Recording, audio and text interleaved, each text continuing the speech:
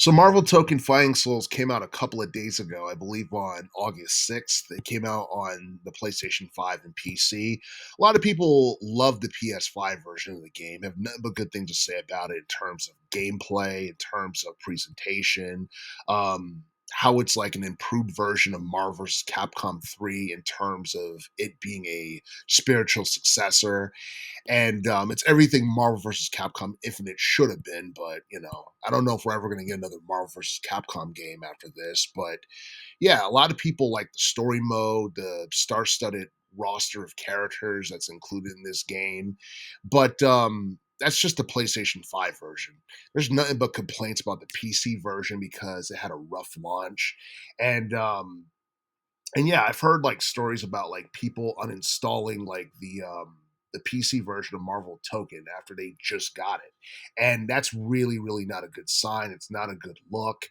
And not only that, the player count is nowhere near as high as it should have been because a lot of people were expecting the player count to be much higher because like the player count for the beta version of the game was high. So the launch of the official version of Marvel Token was held to high standards. And the sad thing about this is that you look at games like Dragon Ball Fighters from 2018, in terms of like player count, it had like 44 or over 44,000, while Guilty Gear Strive from 2021 had at least 31,000 in terms of like peak player counts. And it's just like, I don't know. I feel like Marvel Token is a game that to an extent was overhyped, but at the same time, you have Marvel Rivals out there, and there's a lot of people who are into that. And it's quite possible that at the moment, Marvel Rivals is more popular than Marvel Token because it's been around since the latter half of 2025.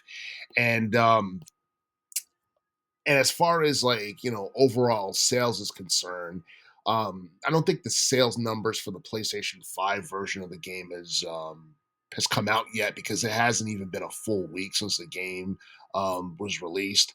But but unfortunately, like Marvel Token was banned in over 100 countries because of the PlayStation Network account requirements, which I don't know. It's something that like a lot of people have had nothing but complaints, with Sony and with PlayStation, like throughout the year or even like the past couple of years.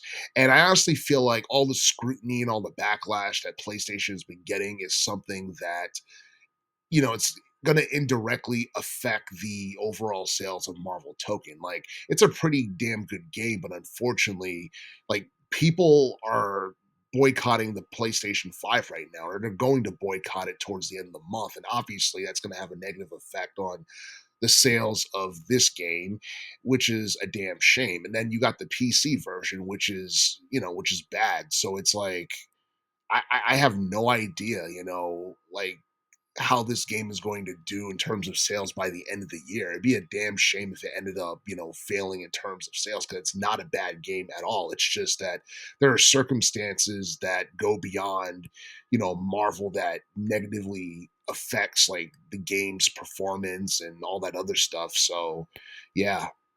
I mean, it's the game itself is not a disappointment, but the PC version should have been much better. And Sony have been putting their foot in their mouth for years. They've been getting in all kinds of trouble, and it's costing them a lot of money.